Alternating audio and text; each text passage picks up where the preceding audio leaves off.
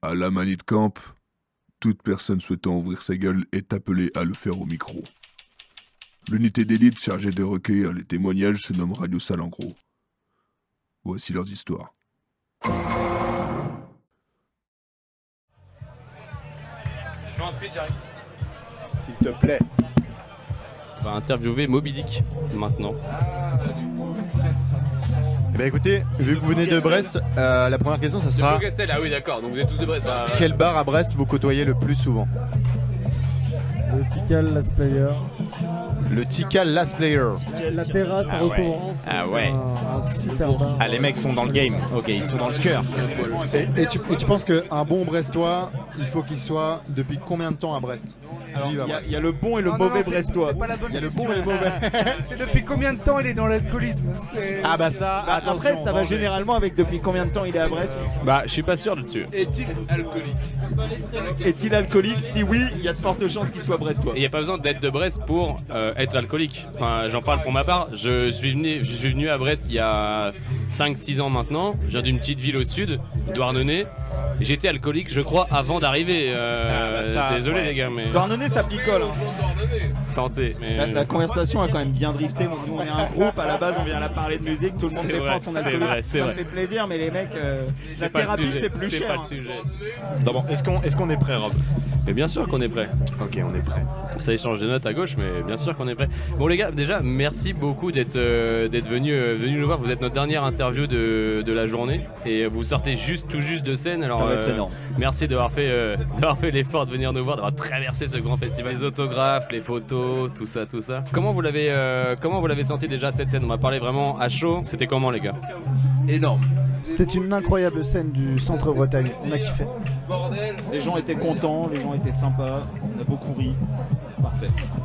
Plus sérieux dans tout ça, c'est on a l'habitude de faire une jam. Quand la jam prend forme et que toutes les jams sont super, c'est que le lieu et l'énergie est génial. Vous parlez de jam les gars. Vous êtes un groupe? Bah à la base, l'improvisation fait beaucoup dans le MDFM, mais à vrai dire, on peut pas se permettre de jammer pendant 2 heures. Il faut quand même, pour des structures comme le Manite Camp, pouvoir proposer un set, un show de tant de minutes, tant d'heures. On peut pas se permettre tout le temps d'être en impro, c'est pas possible. Mais même si ça a jammé, c'est ça le but. On a beaucoup de jamais en fait au début parce que les premiers concerts qu'on faisait, on nous donnait 2-3 heures et on nous disait allez-y jouez, vous avez 2-3 heures. Du coup on avait à l'époque peut-être 3-4 morceaux, des reprises, là il n'y avait pas le choix, il fallait jamais. Maintenant c'est plus, on essaye de trouver des espaces dans les compositions qu'on a actuellement et qu'on joue sur scène qui sont globalement que des morceaux écrits, que vous pouvez d'ailleurs retrouver sur l'album numéro 1 et numéro 2 du MDFM. Jamais quand même. Mais on préfère jamais quand même, clairement. Il y en a marre des concerts trop courts, je trouve que 45 minutes ou 1 heure pour jouer. Il vous faut combien d'heures pour kiffer le mode? 3 heures, un concert 3 bonnes heures. C'est bien. Plus sérieusement, 1h30 déjà, ça commence à s'approcher quand même un peu plus de ce qu'on est. 1h30 avec une demi-heure de rappel, on est ok. Ah ouais. Tranquille. Là du coup la saison là commence, on va dire. Elle s'annonce plutôt bien. Il y a une bonne descente. Qu'est-ce qui se passe là? C'est une bonne descente brestoise, je crois bien. Il y a eu une bonne vingtaine de dates là. Ouais, sur le mois de juin, c'était intense. C'était un peu vénère. On a eu des week-ends à 3 dates, mais là c'était vraiment. En un week-end, c'est vous avez même pas de phase d'entraînement, c'est vous y allez, go, on se repose et on y va quoi. Bas les couilles. On a répété un set au début de l'année et il commence vraiment à nous gonfler. Et coup, on continue de jouer avec quand même pas mal de pêche. Il y a du panache, c'est clair. Mais il y a de l'énergie. Mais on en a plein le boule. Le 3e album arrive, il va être terrible. Ah, ok. Ouais, c'est.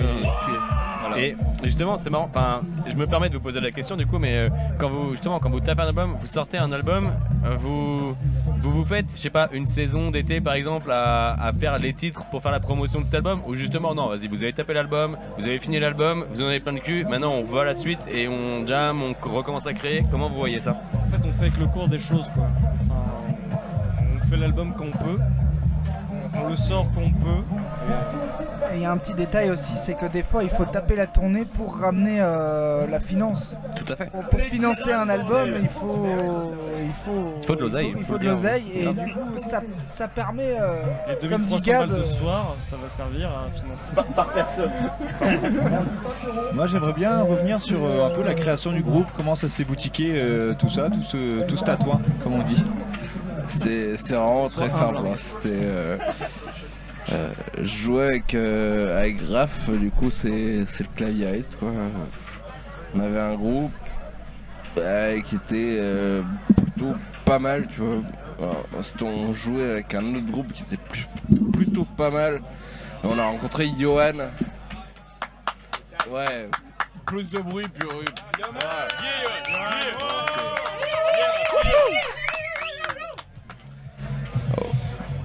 Du coup, on a demandé à Johan de venir dans le groupe, mais pour un autre truc, ça n'a rien à voir avec ça.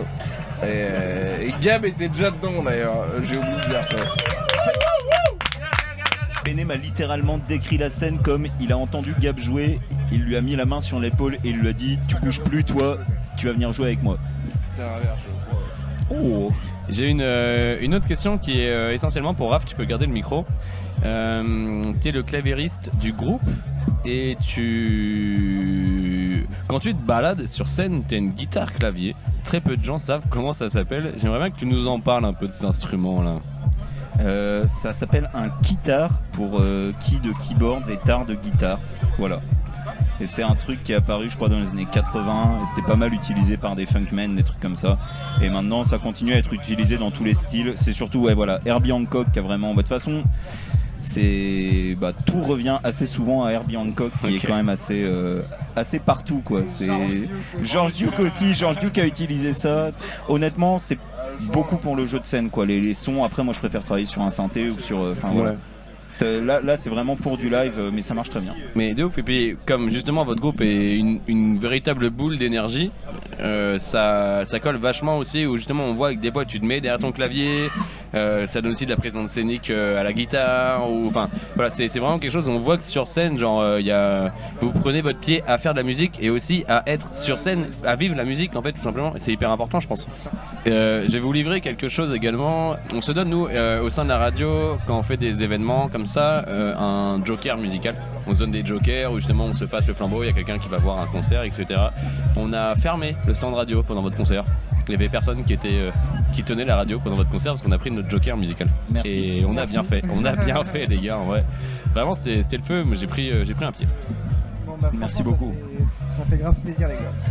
Mais après honnêtement d'avoir enchaîné là quelques dates ce mois-ci, ça permet de le dire, là ce soir c'était super, surtout d'un point de vue réception du public quoi. On a fait pas mal de dates où même dans des événements plus prestigieux, des choses comme ça, je dis ça vraiment sans c'est pas, mais c'est juste là l'accroche avec le public, comme disait Yo, dès la balance on sentait que ça allait groover parce que voilà, on était bien quoi. Des concerts où on avait une bonne énergie, où il y avait personne aussi. Ça arrive, c'est sûr. Où on jouait comme des oufs et il y avait le son père et ça nous a pas gonflé, c'est le boulot, mais ça nous gonflait un peu quand même. Amen. Amen. Tu vois que les gens kiffent, forcément tu kiffes quoi. Et voilà fort. Nous c'est pareil. Si les gens kiffent, on kiffe aussi. Ouais, voilà. C'est comme ça que ça marche. Jamais un sens interdit, faut pas. Merci beaucoup les gars, on va vous laisser prendre du bon temps. Merci à Manu de Camp, merci la radio. Et puis bon courage pour demain, couverture aussi du festoche demain. Ouais, 3 petites heures tranquille.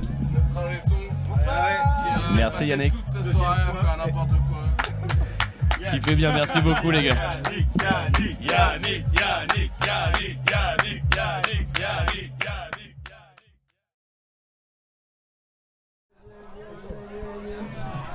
Alors on accueille tout de suite Julien, Juju.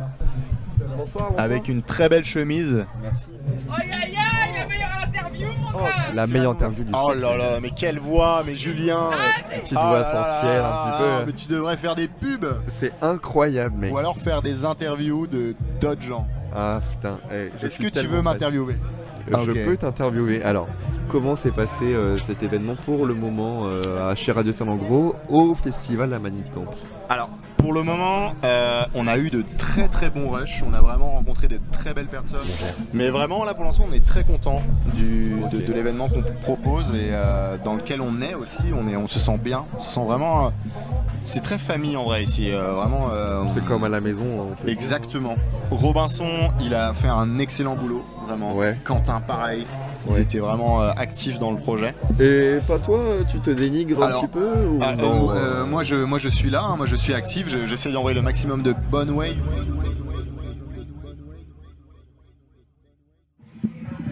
Ce soir, tu es libéré de toute ton énergie négative. Si jamais elle en a pas, bah engrange cette énergie.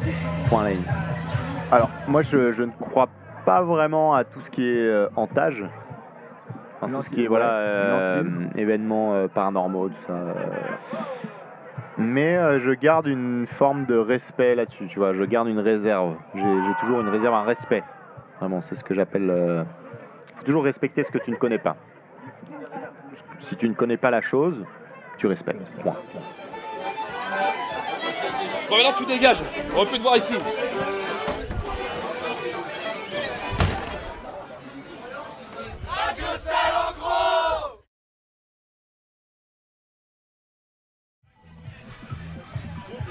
Viens donc mon ami, viens donc. Plaisir de te réavoir Gabi avec nous. Ouais. On t'avait entendu ta voix l'année dernière déjà. C'était trop bien le petit battle de ville. À travers un petit jeu. Là tu viens nous parler des cafés biodiversité notamment. Ouais, donc là on est plus dans un cadre professionnel. Tout à fait. Beaucoup moins rigolo d'ailleurs. Si, il faut toujours trouver un peu à sourire même dans le travail. En fait on gagne de l'argent donc si en plus on arrive à rigoler. C'est vrai. Comment t'es arrivé à faire des cafés biodiversité alors? Et ben en fait c'est parti d'un constat simple. C'est que tout l'environnement de la nature autour de nous est en train de s'écrouler et en fait du coup il y a des personnes qui réagissent par rapport à ça et qui proposent des solutions. On va pas dire que c'est des solutions drastiques et super efficaces, mais en tout cas l'État français propose aux communes et aux communautés de communes de postuler à des appels à projets qui s'appellent des atlas de la biodiversité. Et donc mon terre local, c'est-à-dire Rostronin, Mélionnec, là où on est aujourd'hui, a postulé à ce projet. Et j'ai été retenu pour ce projet. Moi je sortais de formation juste au bon moment, le Covid, tout ça. Et du coup j'ai été retenu et en fait l'idée c'est de donc, travailler sur la protection de la nature et ne pas rester dans un cadre très de spécialistes, de personnes qui restent entre eux et qu'en fait personne ne sait vraiment ce qu'ils font, mais aussi d'aller voir tout le monde, d'aller voir les habitants à droite, à gauche, et de faire des animations nature, d'organiser des événements, on appelle ça de sensibilisation, mais en fait juste de parler de la nature autour de nous, parce qu'il y a beaucoup de gens qui s'y intéressent mais qui n'ont pas forcément cette envie de savoir, et donc nous on arrive, on s'installe, et on propose notamment via une formule qu'on a appelée Café Biodiversité, d'organiser des événements dans des lieux pour se désaltérer un peu l'esprit et beaucoup le corps, dans les bars et dans les restos. Principalement, quelles sont les personnes qui adhèrent le plus à des ateliers de café biodiversité? Il y a forcément des personnes qui sont déjà sensibilisées. Donc moi j'ai de la chance parce que j'ai un petit fan club qui m'accompagne à chaque fois. Donc en fait on parcourt le territoire. On va de bar en bar avec des patrons différents, des contextes différents et pas forcément les mêmes communes et pas forcément les mêmes populations. Si on veut parler politique, des fois on va sur des communes plus de gauche et des fois des communes plus de droite. Forcément on ne touche pas les mêmes personnes. Et donc j'ai un petit fan club qui est toujours présent. Eux ils sont fans de la nature, hein. C'est des naturalistes, ils aiment bien regarder les papillons, écouter les oiseaux. Et puis en fait nous, ce qui nous intéresse beaucoup c'est d'avoir ces personnes là, mais aussi d'avoir des personnes qui forcément s'y intéressent moins, mais fréquentent ce genre de lieux parce que c'est des lieux pour rencontrer l'humain, discuter, boire un coup. Et donc là il y a une animation gratuite à côté d'eux, donc en fait ils s'y intéressent. Puis là ils se rendent compte que en fait ça parle de nature et du coup ils ont des questions parce que eux aussi voient des choses. On vit en campagne, donc en fait à tout moment de ta vie, à tout moment de ta journée, tu vois la nature, tu es dans la nature. Et donc notamment pour un petit exemple, là je suis tombé sur un chasseur donc il y a 2 jours parce que j'ai organisé un café il y a 2 jours. Et le chasseur du coup il avait plein de questions vis-à-vis de comment est gérée la chasse aujourd'hui et la protection de la nature. Et c'était cool parce qu'en fait cette personne-là on l'aurait jamais capté par un autre moyen quoi. Donc en fait l'idée c'est de faire du lien avec les gens, que ces personnes-là aussi soient connectées aux associations naturalistes locales parce qu'elles m'accompagnent. Et que du coup, voilà, on parle ensemble de nature et puis on fait un peu du lobbying, tu vois, mais c'est de la sensibilisation. Souvent, les gens ont des questions, se posent des questions et donc on est là pour y répondre. À titre personnel, comment est née toi ta conscience écologique? Mon père qui était animateur nature et qui depuis le début nous poussait au cul pour aller faire des balades. Et en fait, à force, il a réussi le con. Vas-y, viens, David. Du coup, moi, c'est Viejota David, j'ai 25 ans et je suis boulanger. C'est quoi ton rapport à l'écologie dans ton métier? Le problème, c'est que je pense aujourd'hui, nous, dans nos métiers, c'est arrivé très compliqué. Alors ça va, là où je suis arrivé, on recycle tout ce qui est carton. Après, c'est vrai que on jette beaucoup de produits, style les briques de lait et tout. Et comme on a tellement de débit là où je travaille, on a tendance à pas trier en fait. C'est peut-être un des plus gros problèmes qu'on a, même dans la plupart des entreprises aujourd'hui. Le recyclage, quand il y a du débit, c'est très compliqué et je pense qu'il n'y a pas assez de fait quoi. Et t'as vu une évolution ou pas? Dans le métier, ouais. En fait, tout dépend des entreprises. Il y a des entreprises qui vont pas du tout, mais alors pas du tout recycler. Et il y a des entreprises par contre qui vont le faire énormément et qui vont faire tout ça quoi. Mais c'est vrai que dans l'artisanat, en boulangerie artisanale classique, je l'ai presque jamais vu. Ouais, c'est vrai que c'est aussi dans l'industrie ou même l'artisanat, c'est un investissement, c'est aussi un coût et c'est là où c'était intéressant où tu parlais justement où que l'État essaye de faire en sorte de, je sais pas, des fois c'est apporter des fonds ou en tout cas des solutions en entreprise. Je vais parler avant toi David. Vas-y. Alors moi je suis en vrai conflit générationnel parce que les décideurs d'aujourd'hui c'est les personnes qui ont plus de 60 ans. Très au-delà de nos considérations en tant que jeunes et considérations écologiques, environnementales et tout ce qui s'ensuit. Et donc aujourd'hui il y a des choses qui sont proposées mais pour moi après c'est un peu du militantisme, ça avance pas assez vite quoi. Et puis même en fait globalement on parle souvent de greenwashing et puis c'est une réalité quoi. Après moi je vois il y a un truc je pense qui fonctionnerait bien nous dans notre métier en tout cas pour tout ce qui est lait, crème et tout ça, ce serait du verre en fait, des bouteilles en verre consignées. C'est ce qui marcherait le plus parce que les briques en vrai c'est que les gens par réflexe en fait ils vont jeter dans la poubelle classique quoi, dans les ordures alors que ça se recycle. Et pas que ça, c'est pareil, nous moi je vois là je bosse au Intermarché du coup en fait tous les packaging c'est pareil tu vois, c'est un impact écologique mais ça finit chez les gens aussi. Parce qu'on utilise beaucoup de boîtes en plastique, tous les produits on les met dans des boîtes en plastique et il n'y a pas de solution, enfin ils vont pas chercher des solutions pour que ce soit forcément plus écologique. Je sais pas, par exemple les trucs qui fonctionnent relativement bien c'est les sachets qu'on a en boulangerie, c'est des sachets en papier biodégradables déjà tu vois. Ça c'est pas obligatoire quoi. Bah non, et à Intermarché on a beaucoup de boîtes en plastique. Après, oui, de manière générale, de toute façon, c'est beaucoup trop compliqué pour qu'il y ait des grosses pour qu'on soit 100% écologique dans une entreprise, c'est trop compliqué, quoi. Je pense moi je pense que si, c'est juste qu'il faudrait en fait, il faudrait juste changer les mentalités parce qu'en fait, eux, ils ont des décisions de faire de la rentabilité, ce genre de choses. Mais en fait, ces personnes-là ont pas forcément envie de modifier leur budget pour que ce soit plus écologique, plus durable, plus machin. Parce qu'en fait pour eux c'est plus une imposition de putain on nous dit qu'il faut qu'on fasse donc on fait un petit peu. Mais s'ils avaient vraiment envie de le faire, et je sais que même dans l'univers du boulanger il y a des gens qui veulent le faire, ils seraient capables. Dans le bio ils le font bien. Hein. Bah voilà. Non c'est juste que ça bouge pas en fait. Oui c'est ça, clairement ouais. Je vous propose d'écouter là au casque qui est sur les enceintes, j'espère que vous allez entendre une petite transition, une transition que j'ai faite sur le terme de la nature. Quand on est parti, c'était le tout début de l'ère industrielle. C'est quoi ça? Bah nous aussi, il paraît qu'on est passé par là il y a 3000 ans à peu près. C'est la compétition, l'écriture, la production en masse d'objets qui servent à rien, les guerres, le nucléaire, la destruction de la nature, les grandes maladies sans remède, la préhistoire quoi. Je fais tout mon jardin sans produits chimiques aucun. Quand tu pisses dans la rue, les gens ils disent que c'est dégueulasse. Alors que t'économises une chasse d'eau. Vivre dans l'urine, c'est affligeant. Mais où va le monde? Non. Et dans le jardin, j'ai trouvé le calme, le charme aussi du potager de la nature, les oiseaux, le bruit des abeilles. C'est ma viande. C'est pour quoi faire? Ben pour la manger. Ah, vous êtes carnivore? Mais ça, ce sont des tomates, ce ne sont pas d'hybrides. Ce sont des vieilles tomates d'autrefois qui s'appellent de la marmande, c'est très bon. Il y a les vaches qui te fabriquent du lait, du beurre et du fromage tous les jours. Tu leur as dit merci aux vaches! Mais vous êtes fou, monsieur.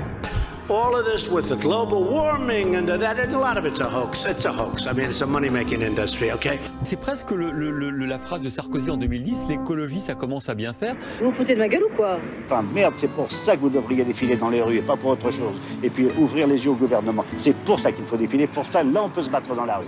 C'est la nature.